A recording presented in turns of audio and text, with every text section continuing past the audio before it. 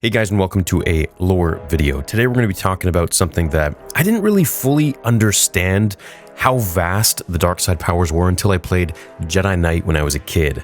And I remember playing particularly Jedi Knight 2 Jedi Outcast and really seeing the different dark side powers that were available to the Sith, and mainly your character. This was kind of the first time I got to see it in action in a video game and not just reading about it. So I'd like to talk about all that in today's video. So these are the secrets of the Darksiders, the forbidden force powers that only Sith dared to use. Now let me start by explaining that the Force is just an energy field that we know of. But this energy field can be harnessed by both Jedi and Sith, but in very different manners. While the Jedi focus on peace, harmony, and defensive techniques, the Sith tap into the raw, aggressive, and corruptive nature of the dark side of the Force. Over the centuries, they have cultivated and developed several unique and sometimes very forbidden force powers. So we're going to go over them today. There's a lot, so sit back, relax, chill, and enjoy this video, and leave a like on it if you enjoy this kind of content. Number one, right off the bat, obviously we got Force Lightning. This is probably the most iconic dark side power. We've seen Dooku use it,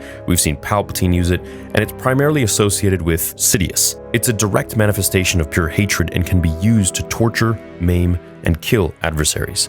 Now, Darth Plagueis first taught this power to Palpatine in the Darth Plagueis novel, and he said in order to be able to shoot real Sith lightning, not the kind the Jedi have talked about before, which is Force Judgment that Plo Koon uses, which is not real Force Sith lightning, you have to first be hit by it yourself, which is pretty wild. It's like you actually have to endure the pain of it from a Sith in order to be able to shoot it back yourself. Now, some of you might be saying, well, how did Yoda do this? Well, that was actually called Tutaminis. So that's where you're able to hold force powers such as lightning and deflect it back, or hold lightsabers with your hand for a limited amount of time. Now, Palpatine could ramp up his force lightning. I remember in a comic that I covered, one of my favorite ones, Darth Vader in the Ghost Prison.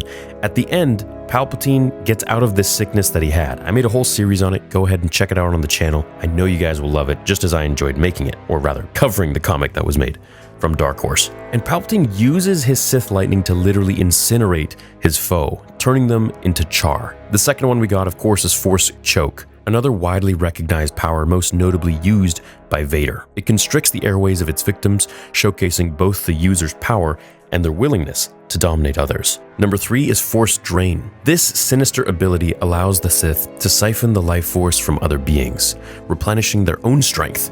Now, Darth Nihilus, a Sith Lord from the Knights of the Old Republic era, was particularly notorious for using this technique on a planetary scale.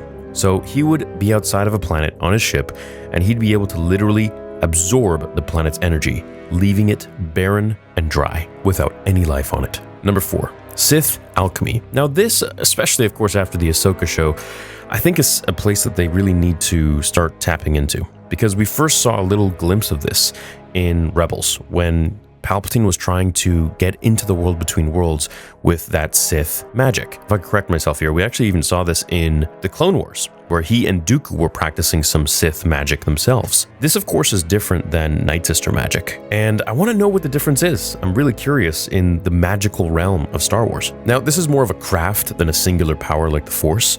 Sith Alchemy involves manipulating the Force to warp, enhance, or create life. This includes creating abominations like Sith spawn or imbuing objects with the dark side, as seen with Sith holocrons. Number 5, Mind Domination. Sith often employ mind tricks far more invasive than the Jedi's gentle persuasions. These are not the droids are looking for. They can dominate the will of weaker minds, forcing them to obey their every command. Number 6, Essence Transfer. Now this, of course, we've seen in Legends, but we also pretty much saw this in the sequel trilogy in Rise of Skywalker with Palpatine. A rare and complex technique that allows the Sith to transfer their consciousness into another body or even an object. Darth Sidious purportedly used a variation of this technique after his fall in Return of the Jedi, although I wish they would have gone into more detail about it. And then in Dark Empire, when Luke actually turns to the dark side, which we're going to talk about in a little bit here, Palpatine has a million different clones of himself where he transfers his essence into as the other body dies. So he's kind of just like immortal like that. Number 7, Dark Side Rituals. Throughout Star Wars lore, especially in the expanded universe and legends, there are references to various dark side rituals. These ceremonies often amplify the dark side's power or achieve specific outcomes, such as resurrecting the dead. Number 8, Force, fear, and insanity. Sith can amplify and project their own fears and malice onto others, making adversaries feel an overwhelming sense of dread or even driving them to madness. Number 9, Force Rage. You guys might remember this one from the games. This is also known as Dark Fury, and this is essentially the Sith version of a tantrum, but 1,000 times deadlier, of course. So the user would tap into their raw anger, granting them increased strength and resistance. And we see this, of course, in Battlefront 2 with one of Vader's abilities. Think of Anakin in Episode 2 on Tatooine after the Tusken Raiders kidnap his mother. It's a very slippery slope from there to full-on Sith territory, but essentially they just become pretty unstoppable. Now, personally, I don't really think Anakin was using this when he was fighting Obi-Wan. I think he was just far too, well, I think he was just conflicted, to be honest. I don't think he had his full heart into it, like he did, against the Separatists or even against the Jedi in the Temple. Number 10 is Force Crush. While the Jedi might use the Force to push or pull, the Sith go a step further, of course. They can telekinetically crush objects, or more terrifyingly, organs within someone's body. It's like Force Choke, but maxed out.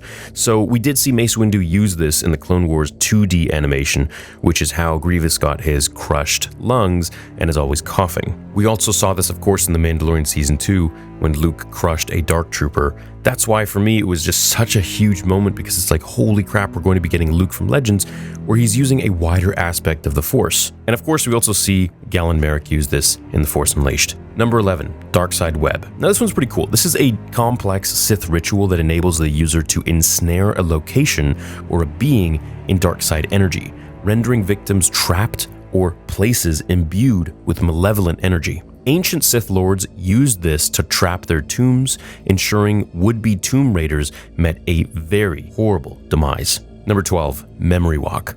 This one's pretty neat as well. It's like psychological warfare, essentially. This power lets the Sith user make their victims relive their worst nightmares over and over again until the target's will is entirely broken.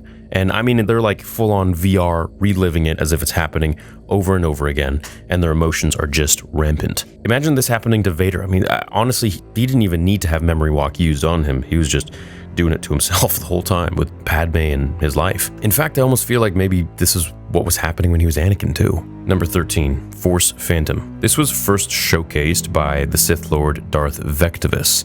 This skill allows the creation of illusions that can physically interact with the world. It's like the dark side's twisted version of a hologram, or rather I think it was the red stone that Thanos had, the reality stone. Number 14, Meku Diru. This rare and complex power allows users to control machines and technology with the Force.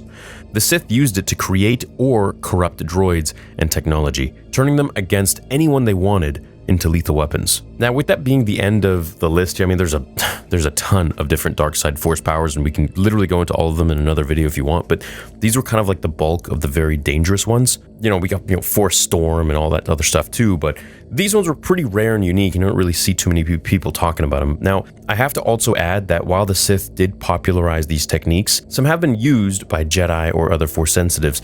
For example, notably Mace Windu and Luke Skywalker, at least in Legends. So Mace practiced a form called Vapad. This was the 7th lightsaber form, and it was a variant of it. This allowed him to channel his own darkness and his opponents into a loop, enhancing his combat abilities.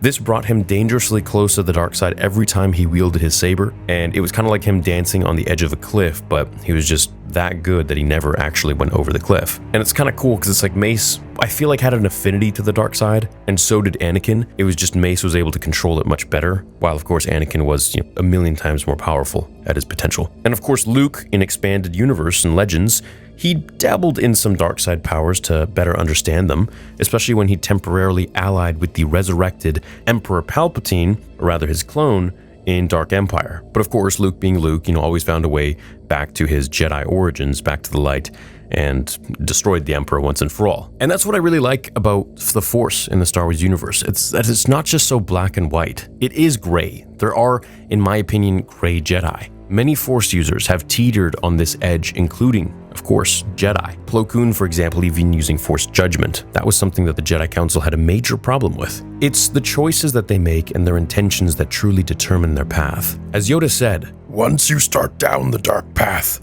forever will it dominate your destiny." But there's always hope. There's always a choice. As Dumbledore said, it is not our abilities who make us who we are, but rather our choices. So the dark side definitely is an extremely powerful way to use the Force, and it is corruptive. Extensive use of its powers can have physical ramifications like, the yellowing of the eyes and the decay of the flesh seen in Palpatine, and it can enslave the user to its will, kind of like the One Ring in Lord of the Rings, making it much harder over time to resist its temptations. What the dark side offers is extremely intoxicating and extremely addictive, and yet that is kind of the underscoring fundamental difference between the Sith and the Jedi, where Jedi see the Force as something to be respected and understood and not bent. The Sith views it as a tool for power and domination no matter the cost.